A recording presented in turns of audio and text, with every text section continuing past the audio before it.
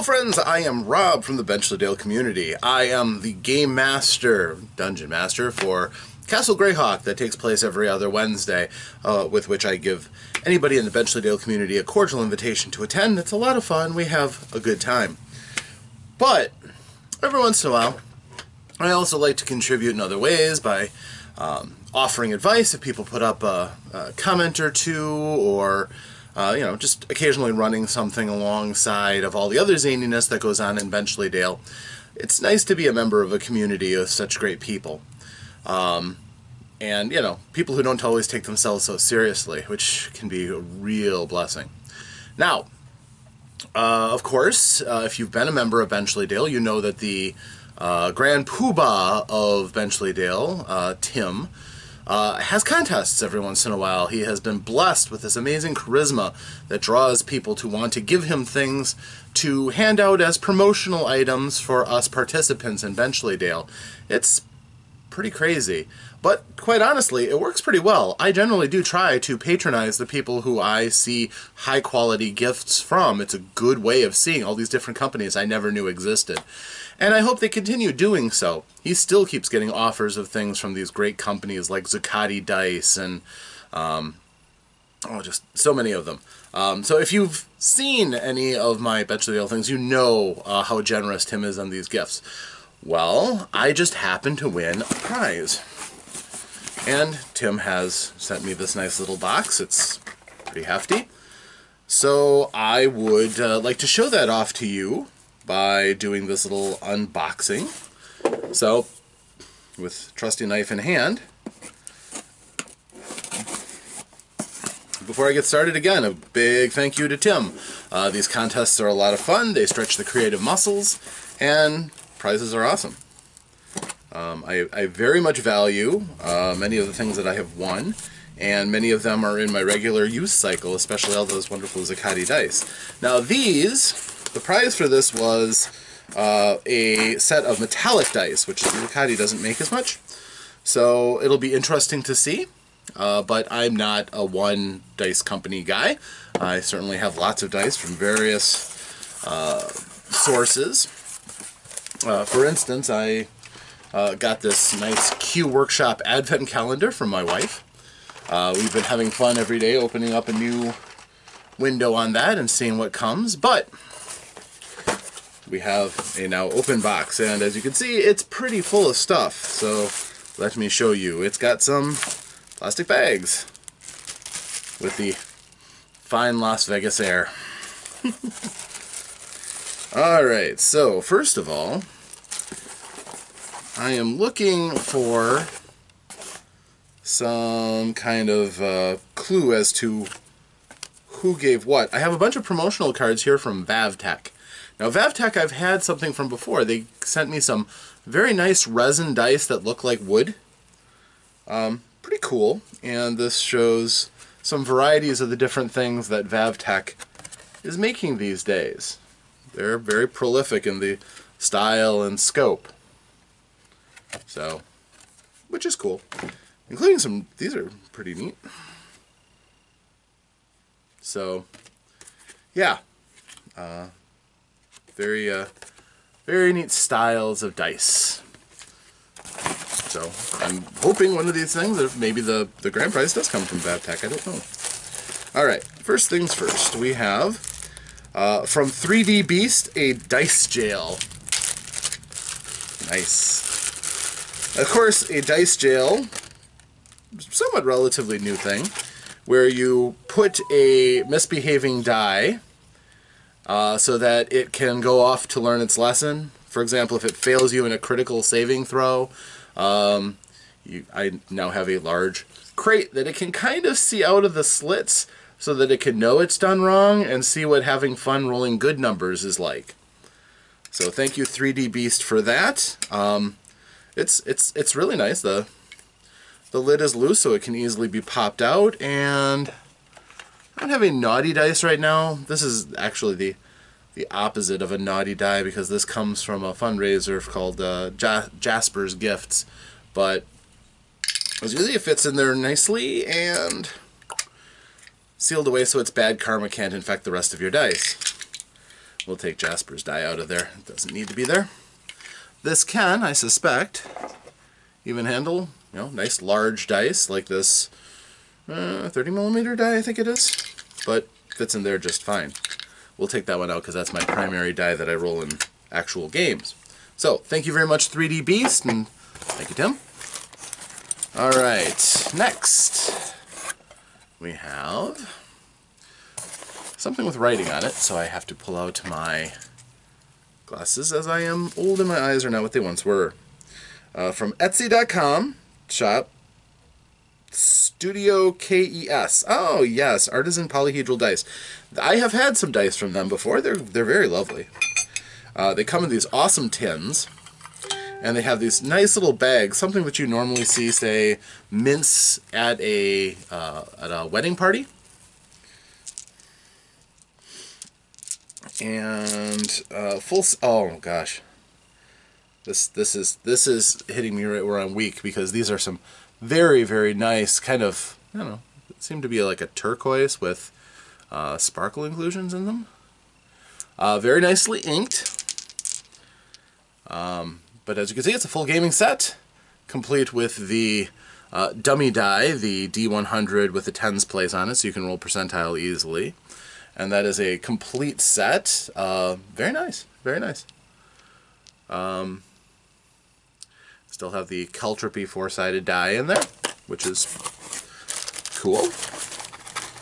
Yeah, excellent set. These are very pretty. And I'll tell you one thing, when my wife sees those, she's probably going to try to steal those from me. I even find the little bag they send, this little mesh bag, is charming. And it makes these so giftable too. You could easily get a set of these, and what a nice boutique wrapping. The little jar they come in, and the bag. It's really nice. That shows a lot of thought behind what they sell. So good job, KES Studio. Thank you very much. All right, and we have from MDG. These are the metal dice.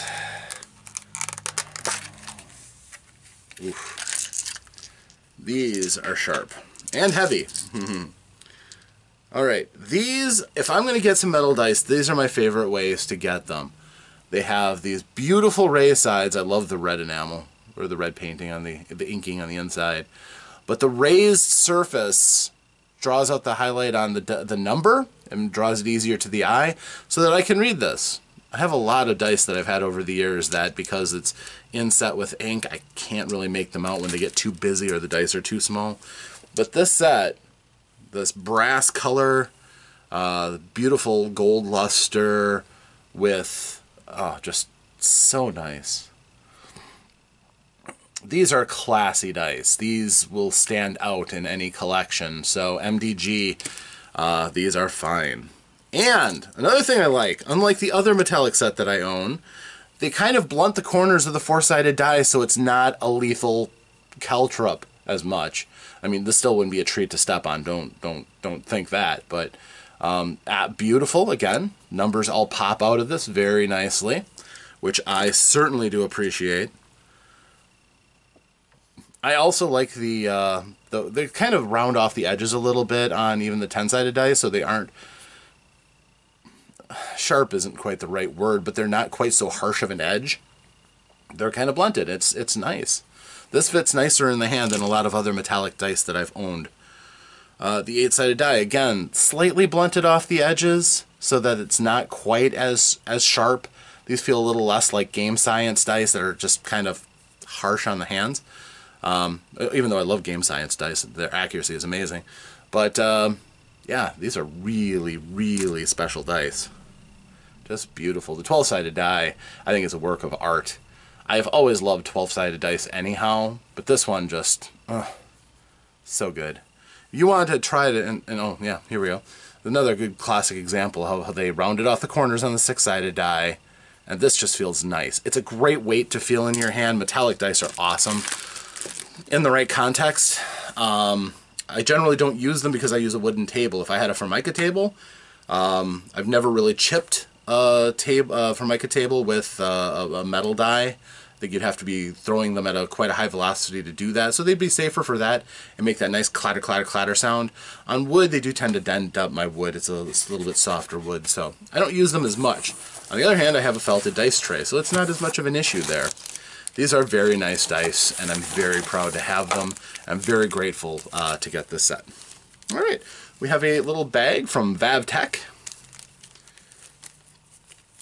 Again, I do appreciate all of these folks who, oh, hello. Well, this is something new. I certainly wasn't expecting this. Not that I ever know what to expect from Tim's gift boxes. He oftentimes has some pretty crazy stuff. These are Polyhedral blanks more than anything. They don't have anything on their faces. They just are your platonic solids, really. Which means that if I can figure out a way to make some sort of inking stay on them, I can make my own custom dice with these to whatever standards I set. And they feel weird. They feel more like resin than your common high impact plastics and polymers that are used for modern dice. But yeah, they are just featureless, which is just kind of a neat curiosity, I find. And it's got a really soft texture to it too. It kind of looks a little bit like sand, and it's got some texture to it, which is cool, but at the same time, the edges are rounded. There's not a lot of sharp edges to them. The four-sided die, of course, is the exception, but four-sided dice can be excused for that. Yeah, these are really kind of cool. I'm not even sure what I would use these for until, like I said, if I have a need for some custom dice for something, but that's weird, but cool. Very cool. So thank you, VavTech. I'd love to know what these are for, what you would design these for, but I know what I'm going to hold on to these until something comes up that, hey, I need a custom 12-sided die, and now I have something. All right, we have a little dice coffin. These are cool. These come from Night Owl. Yep, Night Owl. And held in place by a few magnets, and they can hold a set of dice in these. These are awesome. The wood itself is easy to customize so that you can put, if you have a wood burning kit and you're good with it, that would be great. I am not. So other ones that I've had stickers on them, which is cool. You can paint these. They take the paint pretty well. So easy to customize. Generally pretty cool. The coffin imagery, it does fit, a full set of gaming dice. I've used one of these before, and they do such nice work. These look really good. Night Owl does excellent design. But I don't know, coffins are associated with death and everything. So this might be a kind of a more final dice jail. I don't know. Still, very cool, and I'm very happy with that. So thank you again, Night Owl, and thank you, Tim. And we have some miniatures. Ooh. Pewter miniatures. Nice. If my eyes and fingers can work together. I'm not sure who these are from. That will be something that we will try to reveal later. But these are, let's see, this is a man with a large ledger. Could be a wizard, but could be a banker or a clerk, just as easily. Determined look, and he's got his foot up on a rock standing heroically.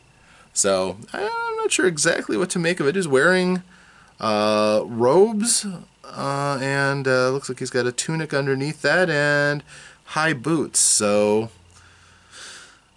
yeah, that looks pretty good. I think those are robes more so because they have sleeves than a cloak. So it looks nice. Very nice figure. Good detail. Here's a man who's wearing light armor, has a sword hooked over his shoulder and a shield. This looks like a person kind of surveying a situation. Maybe a guard who decided to have his sword out. Maybe a hero after a battle. It's got a nice beard going on, though.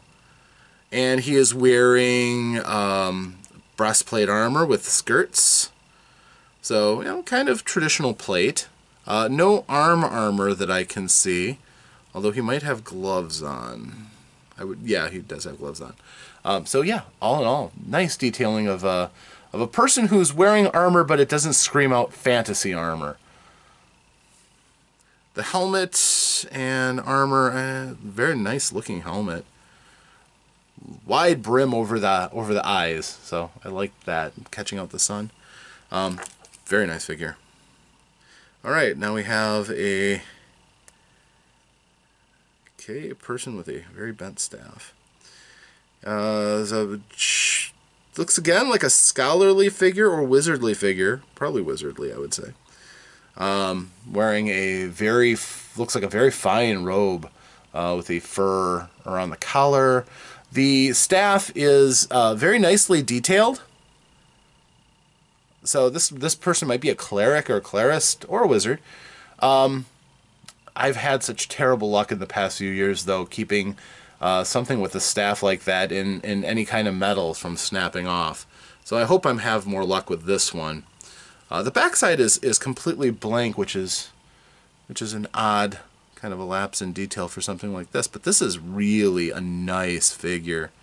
But of course, that means that I can just put something on, a design or something of my own, without having to worry about the engraving on it. So again, he looks very much like a scholar or a sage, or it could be a wizard very easily. A beautiful figure. And then we have, again with a little nudge to bend that up, we have a man in armor with some sort of a creature on his shoulder. I'm going to say a monkey, which you don't see a lot of. He is holding his sword, but he has no shield. He is wearing armor, helmet. So he looks, as far as his attire goes, he could be, anything from a town guard to a starting adventurer with a pet. And a lot of times what I love to do when I get a miniature like this is this character, the way he's standing in a watchful pose with a pet, suggests to me an NPC that I can easily create. It could be a guardsman with a unique thing. He has a pet that skulks off into the shadows and reports to him, lets him know about trouble. And that can be a character that my players come to know and understand, if not love. And that adds a little bit of reality to their world so that they know people in it and come to recognize and understand some of these people. Next, we've got a boat.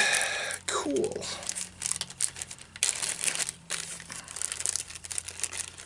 No, this is not a boat. My bad. I thought that was a figurehead. It is not a figurehead. We have... Oh, this could be interesting. We have a sea serpent. Or lake serpent, one or the other.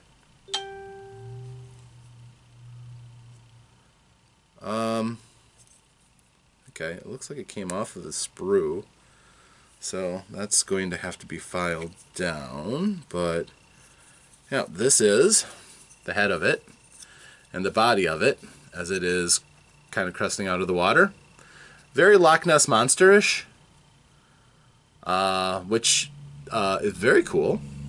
He doesn't have a look on him or her like any monster that I specifically know of, which means homebrew, love it. Those antennae, kind of odd. I mean, if this thing is an air breather, these could be a breathing apparatus. Not likely, but it's fantasy. You can do what you want. It's got kind of a monstrous expression on its face, like this is a beast that's looking to eat somebody. Maybe these could be lures that it sticks above the water to draw things to it. I don't know. But I do know that I like creatures with large, very nicely detailed skin and things. These take to paint really well. And with nice wide contact patches, I can easily pin this, and this could be a very stable figure. More likely that the antennae might break off than the neck at the joint when I get done with this. But very cool. Again, I wish I could give credit to who sent that, because that's very nice. Let's see, what do we have here? Well, we'll get to the cards and everything, because Tim always sends me a bunch of cards, but I never know who goes with what. So I do unfortunately think that does take away a little bit of the promotional aspect when I get these prizes, but I don't know who gives them. Because there's a lot of people who still make metal figures. Not all of them are the big boys like Reaper. And I think Reaper is so far into the plastic ones with their Reaper Bones line that a lot of times these smaller companies that make pewter figures kind of have more of an open path. Here's a demon folk. Could be a tiefling too. The face just does not look tauren enough that I would say this is a minotaur with the horns. This definitely looks like a fiend with a really big morning star, or a great club. Probably appropriate for the size would be more of a great club. And this is one that would use a base, and I've got the bases for those. Need a little bit of green stuff to make it stick, but that's very cool. Next we have another one of these fiendkin, again with the big beating stick. Yeah, I would definitely call that one a great club or a morning star too. Again, an aggressive pose. Very nice. Hands are not quite clawed enough where I would say that it looks like a specific kind of fiend. It could very well be a half fiend, though. Cambion or something. Here's one reaching out, but... Oop. Fingers don't always work when they want to. Reaching out, and he also has one of these great clubs. They really went with that as their weaponry for these creatures, but that's cool. I have no problem with that.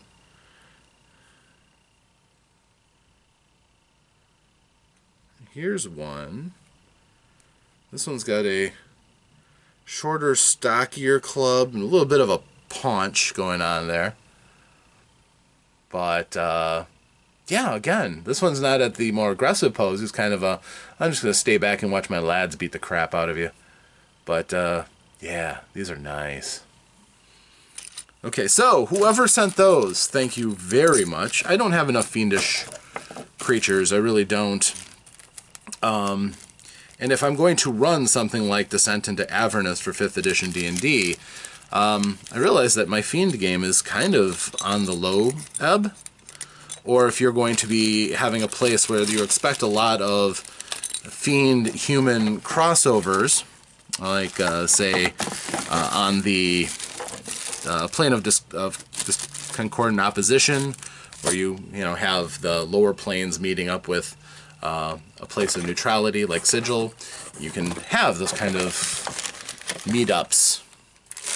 So, that's kind of neat. Okay, we have another one. Similarly styled with the miniatures with the base, which is cool, very traditional. Allows you to make your molds and not worry as much about having a unified base. A little bit of extra work to put them together with a little green stuff, but nothing too bad, especially if you like, customizing and yes. There's an adventurer who's stuck in a cooking pot and does not look happy about it. This is so cool. His arms are crossed as if he's like, oh, I can't believe I got into this mess. He's got a pith helmet on. This is great. Even if this isn't a piece that I expect to use very often as a miniature in a game, that is something that I would love to put up on a shelf easily enough. Alright, that's cool.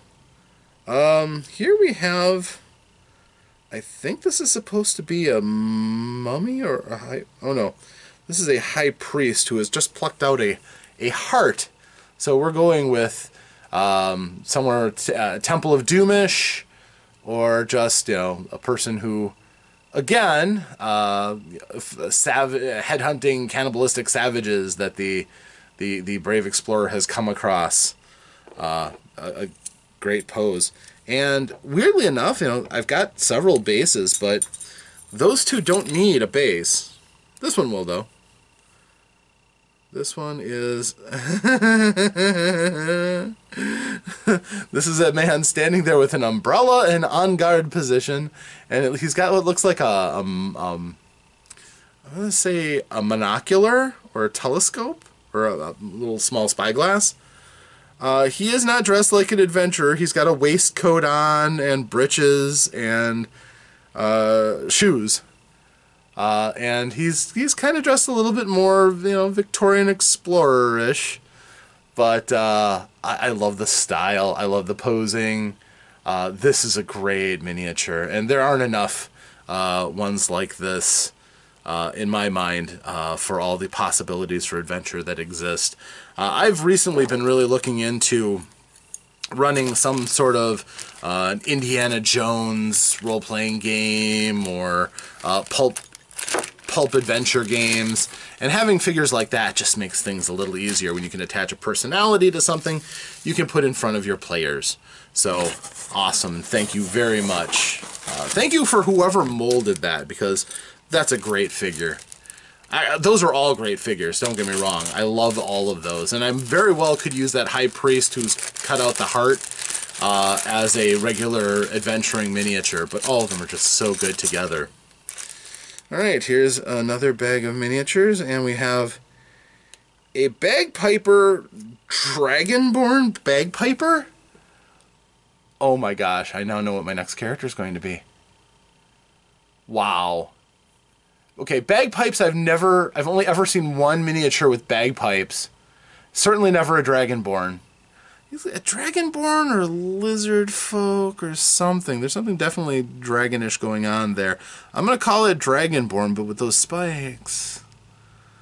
Almost looks more lizard man-ish, but no tail. And there's no tail either. That kind of hurts the whole dragonborn thing. Unless that's a mask. I don't know, but it is a cool miniature. Bagpipes are a plus. So that's awesome. And another one that will use these bases. And then we also have his counterpart, which is... What in the world? Okay.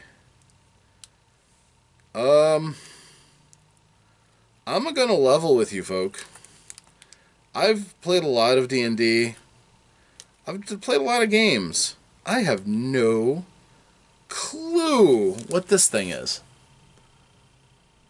If this is a creature from a role-playing game I'm not familiar with, I'm sorry, and I will demonstrate my ignorance. It has... Good gravy. It's got an arm sticking out of it that I can kind of see. It's got 5 legs radiating out, and they're more horses, like a horse. They're hinged that way with hooves on the end. But with hair on the fetlocks, and the center of it is a kind of a face that reminds me of the movie Labyrinth. There were all those freaky little creatures that could pop their heads off and throw, and they'd kind of a pointless segment with the main character singing a song and then going on about trying to pop her head off. That face kind of reminds me of those creatures a little bit. This looks like something that came out of Chet Minton's Fever Dreams. And the backside is just kind of disturbing. I don't know what to make of it. I really don't. I'm at a loss, and that makes me thrilled, because that gives me inspiration to homebrew something and do something with that none of my players will have a clue what's about to hit them with most of that stuff. So, very cool stuff indeed. I can't say enough for it. It's pretty amazing stuff. And again, things I never would have gotten for myself in a million years. In some cases, from some of these folks who I never would have thought to look for my own. So what else do we have? We have business cards. We have one from Kristen and... Now, sometimes Tim just kind of throws a bunch of cards in, so these may not be indicative of who's there. Professional Artisan Author, Kristen E. Start. Studio KS, excellent. And she's on Facebook, Twitter, and Instagram. She does her stuff on Etsy. Lovely, as always. The dice were beautiful. Thank you very much. A couple of stickers for Night Owl Works. Night Owl's boxes are awesome. Solid testimonial here. They're very, very nice. And then Antediluvian Miniatures. Antediluvian Miniatures. I'm guessing that many of those miniatures, if not all of them, came from these folks. Antediluvian, of course, generally a term these days which has been rounded off to mean old. Technically means before the flood, which is a reference to the biblical flood most often. So if they're old school folks who are still making things the old school way with pewter, awesome. Thank you very much. We need you. In this day and age where everything is coming down to just 2 or 3 companies, we need companies like you making cool stuff like that. And I can't wait to rip into these. I hope to be able to paint them with the and do them justice. So thank you, everybody. So yes, thank you one and all for all of your donations that you've given to Tim to redistribute to us. I certainly appreciate it. I appreciate the folks at MGD and VavTech, yeah, of course, that has some really thought-provoking things there. The miniatures are awesome. The dice beautiful. I appreciate all of it so very much. That dice coffin, excellent. I can't wait to stuff that full of some worthy things and separate out the dice that I'm going to use for a particular session, which will be coming up. Thank you, everybody. Appreciate it. These are cherished. Thank you, Tim, for being so generous and giving us so many opportunities, both to entertain each other as well as win cool stuff. So, I'm Rob, and this has been a demonstration of all the fun stuff that we do at Benchleydale. Again, if you haven't been a part of the Castle Greyhawk experience, every other Wednesday, I run a game and I put the event up in the Benchleydale Academy site, so you can find it easily enough. We have fun. It's mostly AD&D. And all I can say, thank you. I'm very grateful, and until next time, farewell.